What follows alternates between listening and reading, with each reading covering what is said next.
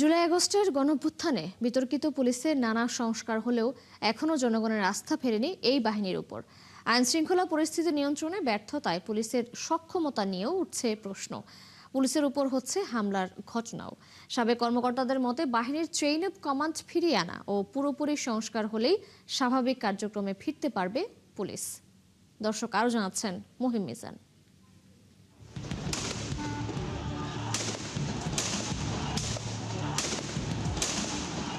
24শে July August ছাত্র জনতার আন্দোলন দমনে মরণাস্ত্র ব্যবহারে প্রশ্নবিদ্ধ হয় পুলিশ বাহিনী। আন্দোলনকারীদের প্রতিরোধের মুখে হামলার শিকার হয় পুলিশও। ঢাকা সহ দেশের অধিকাংশ থানায় আগুন, অস্ত্র ও গোলাবারুদ লুট এবং পুলিশ সদস্যদের উপর আক্রমণ করা হয়। 5 আগস্ট সরকার পতনের পর কার্যত পুলিশ শূন্য হয়ে পড়ে দেশের অনেক এলাকা। অন্তর্বর্তী সরকার দায়িত্ব নেয়ার পর ধীরে ধীরে থানায় ফিরে আসেন পুলিশ সদস্যরা। তবে আইনশৃঙ্খলা বাহিনীর মনোবল ফিরিয়ে স্বাভাবিক কার্যক্রমে ফেরাতে পেরিয়ে যায় বেশ খানিকটা সময়। বাহিনীর বদনাম ঘোচাতে বদলানো হয় পোশাক, কিন্তু পুলিশের লুট হওয়া অস্ত্র ও গোলা বারুদের কিছুটা উদ্ধার হলেও অনেকের হাতে থেকে যাওয়ায় বাড়তে থাকে নানা অপরাধ। পুলিশের মনোবল ও যদি নিরপেক্ষভাবে আইন প্রয়োগ করতে না পারে তার মনোবল আপনি কেমনে পারবেন? ওদের প্রতি মুহূর্তে চিন্তা করবে যে এমপি সাহেব কি বলবে, জেলা পরিষদের প্রশাসক কি বলবে, মেয়র সাহেব কি বলবে। এখনো তো যে কোনো ইম্পর্টেন্ট ইস্যুতেই ওর দিকে তাকায় থাকে। অন্তর্বর্তী সরকারের সময় থেকেই পুলিশের সামনে স্বৈরাচারের দোষর সন্দেহে পিটিয়ে হত্যার ঘটনাও ঘটে। নির্বাচিত সরকার দায়িত্ব নেওয়ার পর পরিস্থিতির কিছুটা উন্নতি হলেও এখনো আসামি ধরতে গিয়ে পুলিশের উপর হামলা, গুলি ও থানা থেকে আসামি ছিনিয়ে নেওয়া হচ্ছে। যেটা ইন্টারিমে ছিল যে ছাত্ররা সব ইস্যুতে পুলিশ যে কোনো আইন প্রয়োগ করতে গেলেই বাধা দিত। বিশ্লেষকদের মতে 5 আগস্টের পর থেকে আইনশৃঙ্খলা পরিস্থিতি নিয়ন্ত্রণে বড় চ্যালেঞ্জের মুখে পুলিশ। এখনো পুরোপুরি কার্যকর হয়নি বাহিনীর চেইন অব কমান্ড। পুলিশকে ঘুরে দাঁড়ানোর, যদি আমরা সত্যিকার অর্থে তাদেরকে দাঁড় করাতে চাই বা তাদেরকে প্রতিষ্ঠিত করতে চাই, সবার আগে যেটা প্রয়োজন তাদের নিজেদের অভ্যন্তরীণ সংস্কারটা সবচেয়ে বড় আকারে প্রয়োজন। পুলিশ এখনও কেন আইনশৃঙ্খলা পরিস্থিতি নিয়ন্ত্রণে আনতে পারছে না, বারবার হামলার শিকার হচ্ছেন সদস্যরা, এমন প্রশ্নে সাবেক আইজিপি বাহারুল আলম বলেন, পুলিশকে স্বাধীনভাবে দায়িত্ব পালনের সুযোগ না দিলে আইনের কার্যকর প্রয়োগ সম্ভব নয়। মামলা হইলে আমি অ্যারেস্ট করবো, তখন যদি এমপি সাহেব না এনে ধরা যাবে না, অথবা একটা মামলা দিয়ে ধরে ফেলেন, এই যে ডিকটেশন এগুলো বন্ধ করতে হবে। তবে পুলিশ সদর দপ্তরের দাবি, মানুষের মধ্যে আইন না মানার প্রবণতা আগের তুলনায় বেড়েছে। তবে অতিরিক্ত বল প্রয়োগ না করেই আইন মেনে ব্যবস্থা নিচ্ছে পুলিশ। আমাদের সবার মধ্যে আইন মানার প্রবণতাটা একটু কম। আমরা যদি আইন মানার প্রবণতাটা যদি সচেতনতা বাড়াতে পারি, আমার মনে হয় এই জাতীয় সমস্যাগুলো হবে না। আর এই জাতীয় পরিস্থিতি আইন শৃঙ্খলা রক্ষাকারী বাহিনী সাধারণত যে কোনো বল প্রয়োগ করতে পারে, কিন্তু অতিরিক্ত বল প্রয়োগ করাটা, এটা আমরা যে প্রশিক্ষণ তার সাথে যায় না। এই কারণে পরিস্থিতি যেরকম পরিস্থিতি থাকুক, আমরা ন্যূনতম বল প্রয়োগে বিশ্বাসী, এবং সেই কারণে যদি জনগণ একই সাথে আইন মানার প্রবণতাটা বাড়ে, আমার মনে হয় জাতীয় পরিস্থিতি আরও উন্নতি করা সম্ভব। পুলিশের এই কর্মকর্তার দাবি, নানা চ্যালেঞ্জ থাকলেও দেশের সামগ্রিক আইন শৃঙ্খলা পরিস্থিতি আগের তুলনায় খারাপ নয়। মহিম মিজান, ৭১, ঢাকা। কথায় আছে, অপরাধী যত বড় ধুরন্ধরই হোক না কেন, অপরাধের কোনো না কোনো সূত্র রেখে যায়। ঢাকার দক্ষিণখানে ঠিক এমন ঘটনাই ঘটেছে। দন্ত চিকিৎসক স্ত্রীকে হত্যার পর জানালার গ্রিল কেটে ডাকাতির নাটক সাজান স্বামী সোহেল রানা, কিন্তু শেষ রক্ষা হয়নি। জানালার কাছে পাওয়া জুতার ছাপের সূত্র ধরে গ্রেপ্তার হয়েছেন তিনি। আশিক মাহমুদ জানাচ্ছেন বিস্তারিত। গত বৃহস্পতিবার বিকেলে দক্ষিণখানের একটি বাসা থেকে সারা রোকসানা পিনু নামের এই দন্ত চিকিৎসকের মরদেহ উদ্ধার করা হয়। প্রাথমিকভাবে জানা যায়, বাসার গ্রিল কেটে দুর্বৃত্তরা ভেতরে ঢুকে তাকে হত্যা করে ঘরের মালামাল লুটে নিয়ে গেছে। খবর পেয়ে ঘটনাস্থলে আসে পুলিশ ও সিআইডি সদস্যরা। শুরু হয় তদন্ত। এক পর্যায়ে গ্রিল কাটা জানালার ভেতরের বারান্দায় একটি জুতার ছাপ পায় সিআইডি। পরে বাসা থেকে উদ্ধার করা একজোড়া জুতার সাথে সেই ছাপের মিল পাওয়া যায়। তদন্ত সংশ্লিষ্টরা জানায়, জুতাটি ছিল নিহতের স্বামী সোহেল রানার। নিজের স্ত্রীকে হত্যা করে অন্যের উপর দায় চাপাতে এভাবে জানালার গ্রিল কেটে ফেলেছিলেন স্বামী। আর নাটক সাজানোর চেষ্টা করেছিলেন গ্রিল কেটে দুর্বৃত্তরা ঘরের ভেতরে প্রবেশ করে তার স্ত্রীকে হত্যা করে লুটে নিয়ে গেছে মূল্যবান জিনিসপত্র। এত কিছুর পরেও শেষ রক্ষা হয়নি, ধরা পড়েছেন পুলিশের জালে। এই হত্যার ঘটনায় নিহতের বোন সারা সুলতানা পলি বাদী হয়ে রাজধানীর দক্ষিণখান থানায় মামলা দায়ের করেছেন, যাতে গ্রেপ্তার দেখানো হয়েছে পিনুর স্বামী সোহেল রানাকে। পিনুর বোনের দাবি, সোহেল রানা দীর্ঘদিন ধরে পরকীয়ায় আসক্ত। এসব নিয়ে প্রায়ই পিনুকে মারধর করতেন তিনি। প্রত্যেকটা ভাড়াটিয়া চলে গেছে তার যন্ত্রণায়, ভাড়াটিয়ার ওয়াইফের সাথে। এপ্রিলে আমার বোন একবার এমন আহত করছে মাইরা ওকে, তখন সে এই যে দক্ষিণ থানার মধ্যে তার জিডি করছে। তো একজনকে হত্যা করলে তো সর্বোচ্চ শাস্তি মৃত্যুদণ্ড, সেই মৃত্যুদণ্ড আমি দেখতে চাই। পিনু হত্যাকাণ্ডের ঘটনায় তার স্বামী গ্রেপ্তার হওয়ার পর দক্ষিণখানের ফায়দাবাদ এলাকায় চাঞ্চল্যের সৃষ্টি হয়েছে। অনেকেই এই ঘটনাকে ন্যাক্কারজনক বলে আখ্যা দিয়েছেন। একটা স্ত্রী স্বামীর কাছে নিরাপত্তা, স্বামীর কাছে যদি নিরাপত্তাই না থাকে তাহলে নারীরা কার কাছে নিরাপত্তা থাকবে? শুনে তো ডরাইতেছি যে স্বামী যদি মারা মানুষের মা বাপ ফালায় তো স্বামীর কাছে আছে, সেই স্বামী যদি মারা যাইব কোথায়? এখন আমি শুনছি, আমি তো শরীর কাঁপতেছে আমার কথা শুনি, বুঝছেন? এগুলি কি আমাদের এলাকার মাঝে কেমন এই ঘটনা হলে আমি তো আশ্চর্য লাগবে। পুলিশ বলছে শুরু থেকেই পিনুর স্বামীর কথাবার্তায় অসঙ্গতি পাওয়া গেছে। তাছাড়া গ্রিল কাটা জানালার কাছে শুধু তারই জুতার ছাপ মিলেছে। এসব বিষয়ে পিনুর স্বামী সোহেল রানাকে রিমান্ডে এনে জিজ্ঞাসাবাদ করা হচ্ছে। ভিতরে যখন আমরা চেষ্টা করছিলাম তখন ভিতরে একটা আপনার জুতার ছাপ পাওয়া যায়। এই জুতার ছাপটা আমরা করতে করতে আমরা ট্রেস করি, যে ওনাকে জিজ্ঞেস করি যে এই জুতার ছাপটা তো আমার পাশে একটা জুতা ছিল, এক জোড়া জুতা, বলে এই জুতা কার? তো আমাদের জুতা ছিল তো ওনার সাথে মিলে যায় আর কি জুতার বিষয়টা। একটাই মাত্র জুতার ছাপ।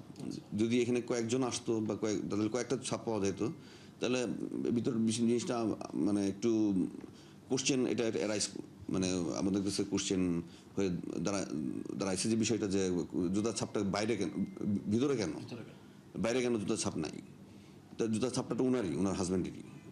ওনার বক্তব্য আমরা রেকর্ড আছে, ওনার বক্তব্য যেগুলি বলছে এগুলি আমরা মিলানোর চেষ্টা করছি, কিন্তু বক্তব্যের মধ্যে অমিল পাওয়ার যার কারণেই ওনাকে আপনার গ্রেপ্তার করা হয়েছে আর কি। প্যাকেটগুলো সব পাওয়া যাচ্ছে এখনো আমরা। সোহেল রানা উত্তরার একটি ডেভেলপার প্রতিষ্ঠানে চাকরি করেন। সবার দাবি হত্যাকাণ্ডের সঠিক তদন্ত করে দোষীদের দৃষ্টান্তমূলক শাস্তি নিশ্চিত করা হোক। আশিক মাহমুদ, ৭১, ঢাকা। আজ থেকে সর্বসাধারণের জন্য উন্মুক্ত জুলাই গণঅভ্যুত্থান স্মৃতি জাদুঘর সকাল ১১টা থেকে সন্ধ্যা ৬টা পর্যন্ত খোলা থাকবে। বুধবার প্রধানমন্ত্রী তারেক রহমান এই ঐতিহাসিক জাদুঘরের উদ্বোধন করেন। ছাত্র জনতার গণঅভ্যুত্থানের স্মৃতি সংরক্ষণে গণভবনকে জাদুঘরে রূপান্তর করা হয়েছে। সেখানে আছেন এই মুহূর্তে আমাদের সহকর্মী মোহামিনুর খান অপু, যুক্ত হচ্ছে তার সঙ্গে। অপু, কেমন দেখতে পাচ্ছেন দর্শনার্থীদের ভিড়, তারা কি বলছেন?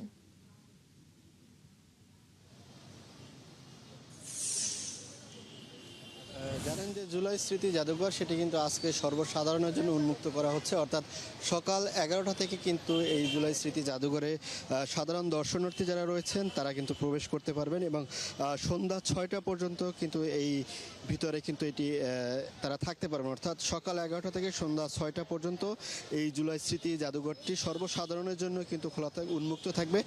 তবে সকাল থেকে এখানে কিন্তু আমরা বিভিন্ন শ্রেণী পেশার মানুষ যারা রয়েছেন তারা কিন্তু এখানে লাইনে দাঁড়িয়েছেন এবং তাদের যে ভিতরে আগ্রহ, অর্থাৎ ২ বছর পর হলো এই জুলাই স্মৃতি জাদুঘর গতকাল প্রধানমন্ত্রী তারেক রহমান তিনি কিন্তু এটি উদ্বোধন করেছেন। তারপর আজকে থেকেই কিন্তু সাধারণ মানুষ এটি পরিদর্শনের জন্য তারা আজকে সিরিয়াল দিয়েছেন এবং আমরা এখানে কয়েকজন দর্শনার্থীর সাথে কথা বলবো। ২ বছর পরে আজকে জুলাই স্মৃতি জাদুঘর উন্মুক্ত করা হয়েছে। আপনারা সকাল থেকে এখানে রয়েছেন, ১১টায় খুলবে। আপনাদের প্রতিক্রিয়া একটু জানতে চাচ্ছিলাম, আসলে অভিব্যক্তিটা কি? আসলে জুলাই একটি মাস নয়, এটা হচ্ছে আমাদের ইতিহাসের একটা অনুভূতি আর কি। আর প্রথম দিনে এসে আর কি খুবই ভালো লাগতেছে। জুলাইয়ের ইতিহাসগুলো আমরা ঘটনাগুলো নতুনভাবে অনুভব করব। আর এই স্মৃতিগুলা সংরক্ষণ করা আমাদের সবারই দায়িত্ব।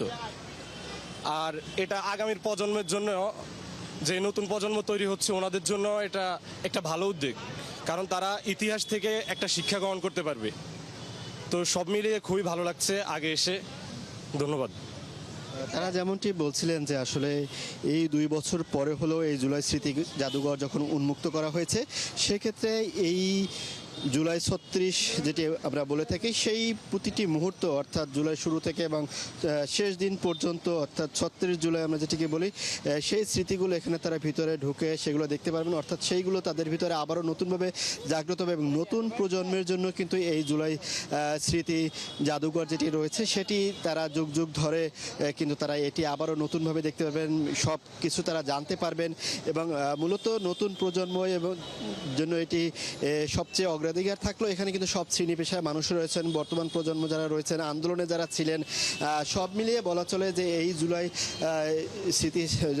জুলাই জাদুঘরটির সামনে এখন পর্যন্ত দর্শনার্থীরা কিন্তু অপেক্ষমান রয়েছেন। অর্থাৎ সকাল 11টা বাজলে তারা ভিতরে প্রবেশ করতে পারবেন এবং প্রতিটি কক্ষ এবং জুলাই যে স্মৃতিগুলো যেগুলো রয়েছে, রক্তাক্ত যে সকল মানুষ আহত হয়েছে। আপনি আছেন, আমাদের সঙ্গেই থাকবেন, ফিরবো আমরা আপনার কাছে আবারও। দর্শক, জুলাই স্মৃতি জাদুঘর থেকে যুক্ত ছিলেন সহকর্মী মোহামিনুল খান অপু। মুন্সিগঞ্জে আশঙ্কাজনক হারে বাড়ছে ডেঙ্গুর সংক্রমণ। চলতি বছর আগস্টের প্রথম সপ্তাহ পর্যন্ত জেনারেল হাসপাতালে চিকিৎসা নিয়েছেন 800-রও বেশি রোগী। এরই মধ্যে শুধু জুলাই মাসে ভর্তি হয়েছেন 495 জন। বেড না পেয়ে রোগীরা থাকছেন মেঝে বা বারান্দায়। আর সাধারণ রোগীদের সাথে তাদের চিকিৎসা চলায় আতঙ্ক তৈরি হয়েছে। এদিকে স্থানীয় প্রশাসনের অসচেতনতা ও প্রয়োজনীয় পদক্ষেপের অভাবে ডেঙ্গুর প্রকোপ বাড়ছে অভিযোগ জেলার মানুষের। জসিমউদ্দিন দেওয়ানের পাঠানো তথ্য ছবিতে প্রতিবেদন। মুন্সিগঞ্জ জেনারেল হাসপাতালে চলতি বছরের প্রথম 6 মাসে ডেঙ্গু রোগী ভর্তি হয়েছে 375 জন। আর শুধু জুলাই মাসে সেই সংখ্যা দাঁড়িয়েছে 495 জন। এই পরিসংখ্যানে স্পষ্ট হয়ে ওঠে জেলায় ডেঙ্গু পরিস্থিতি কতটা ভয়াবহ। দিন দিন রোগীর চাপ বাড়ছে হাসপাতালটিতে। অতিরিক্ত চাপে তাই ডেঙ্গু ওয়ার্ডে আসন সংকট তৈরি হয়েছে, যে কারণে মেঝে সহ অন্যান্য সাধারণ রোগীদের পাশেই দেওয়া হচ্ছে ডেঙ্গু রোগীদের চিকিৎসা। আমাদের বাচ্চা যে 10 মাস হয়েছে বয়স, রোগীতে ডেঙ্গু ধরা পড়ছে, পুরা ডেঙ্গু ধরা গেছে। এই যে ডেঙ্গু রোগী, এই যে আমি ডায়াবেটিসের রোগী, সবই এক লগে। এটি কেমন ব্যবহার, কেমন হাসপাতাল? পরে আমি টেস্ট করাইছি, তারপর আমার ইমার্জেন্সি টেস্ট করানোর পর রক্ত পরীক্ষা করার পরে আমার ডেঙ্গু ধরা পড়ে। রোগী ও স্বজনদের অভিযোগ, ডেঙ্গু প্রতিরোধে কার্যকর কোনো পদক্ষেপ নেওয়া হচ্ছে না। এছাড়া হাসপাতালের ভেতরে ও বাইরে ডেঙ্গুর জীবাণু ও লার্ভা বিস্তারের অনুকূল পরিবেশ থাকলেও তা কর্তৃপক্ষের নজরে আসছে না। ডেঙ্গুর কোনো নাই, পরিবেশ নেই। আপনাকে কোনো আছে না যে সরকার থেকে কোনো একটা চাপ নিব ডেঙ্গু রোগের, কোনো এটারও কোনো সিস্টেম নাই। বাথরুম একবারে অনেকই খারাপ, তারপরে কোনোটাই সিটকেরি নাই, একটা কল নোংরা অনেক। কল পার গেলে বমি, রোগী কিছু করতে পারে না। তবে শুধু হাসপাতাল কেন্দ্রিক নয়, জেলা জুড়ে অনিয়ন্ত্রিত ময়লা আবর্জনা ও লার্ভা প্রজননের পরিবেশ তৈরি হওয়ায় আতঙ্কে সাধারণ মানুষ। সারা জেলায় ভরে এই ময়লা আবর্জনা যখন তখন মানুষ যেখানে সেখানে ফেলাইতেছে। এই ফালানোর জন্য ঘরে ঘরে ডেঙ্গু, পাড়া মহল্লায় ডেঙ্গুতে ভরে গেছে।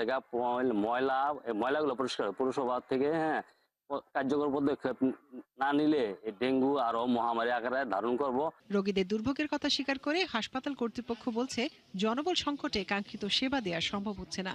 তারপরও চাহিদার অর্ধেক জনবল দিয়ে রোগীদের সাধ্যমতো সেবা দেওয়া হচ্ছে বলে জানান তত্ত্বাবধায়ক। আমাদের স্ট্রেংথ অনুযায়ী আমরা চেষ্টা করি, তারপরে এখন অতিরিক্ত রোগীর চাপের কারণে এটা একটু চ্যালেঞ্জ হয়ে দাঁড়িয়েছে।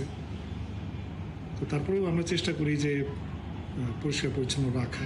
ডেঙ্গু প্রতিরোধে আতঙ্কিত না হয়ে সচেতন থাকার পরামর্শ স্বাস্থ্য বিশেষজ্ঞদের। মনিরা কাজুরি, ৭১। আজ 22শে শ্রাবণ, বিশ্বকবি রবীন্দ্রনাথ ঠাকুরের প্রয়াণ তিথি। জীবনভর মৃত্যুকে নিত্যধারা প্রাণের মতোই সত্য জেনেছেন তিনি। মৃত্যু যেন তার কাছে অসীমের পানে ধাওয়া, সেথায় নেই কোনো বিচ্ছেদ। প্রয়াণ দিবসে তার মৃত্যু ভাবনার কথা জানাচ্ছেন পার্থ সঞ্জয়।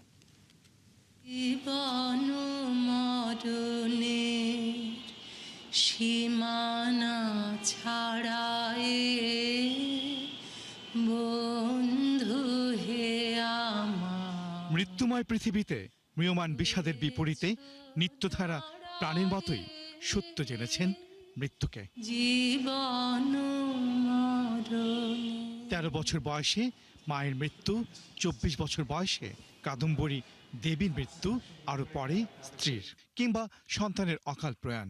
রবীন্দ্রনাথের জীবনে অশ্রুর দীর্ঘ মালার মতো গেঁথে গিয়েছিল মৃত্যু। এতগুলো মৃত্যু তার জীবনে এসেছে এবং মৃত্যুকে তিনি আসলে জীবনের আরেকটি রূপে অনুধাবন করেছেন, যে জীবন এবং মৃত্যু, আবার জীবন মৃত্যু একটা যেন অনন্ত ধারা। মরণরে তুহু মম শ্যাম সমান, শ্যাম অর্থাৎ তার প্রিয়তমের মতো তাকে আলিঙ্গন করবেন অথবা তাকে জড়িয়ে ধরতে পারেন, এরকম শ্যামের মতো মৃত্যুকে ভাবতে পেরেছেন কজন কবি। তার হাত ধরে এগিয়ে যেতে চাইছেন। শুধু তোমার বাণী নয় গো হে বন্ধু হে প্রিয়, মাঝে মাঝে প্রাণে তোমার পরশখানি দিও। মৃত্যুশোকে অকপট বলেছেন, আমি নির্লিপ্ত হইয়া দাঁড়াইয়া মরণের বৃহৎ পটভূমির উপর সংসারের ছবিটা দেখিলাম এবং জানিলাম তাহা বড় মনোহর। জীবনকে তো উপভোগ করলেনই, মরণেরও জীবনের আরেকটা রূপ হিসেবে দেখছেন। ফলে এইভাবে রবীন্দ্রনাথকে একটা জীবনটা একটা অনন্ত আনন্দ ধারায় তার কাছে ধরা দিয়েছে। নিজে যখন মৃত্যুর মুখোমুখি সেই 22শে শ্রাবণ 1348 বাংলার দ্বীপ্রহর, শ্রাবণের আকাশে সেদিন মেঘ ছিল না, বরং মধ্য গগনে সূর্য যখন কিরণ ছড়াচ্ছিল, ব্রাহ্মমন্ত্র শুনতে শুনতেই ঘুমের দেশে অস্ত গেলেন ভরা জীবনের রবি। পার্থ সঞ্জয়, 71, ঢাকা। দর্শক, চলছে সংবাদ সংযোগ। সরাসরি সংবাদ অনুষ্ঠান দেখতে চোখ রাখুন 71-এর ফেসবুক পেজে এবং সাবস্ক্রাইব করুন 71-এর ইউটিউব চ্যানেল। থাকুন 71-এর সাথে।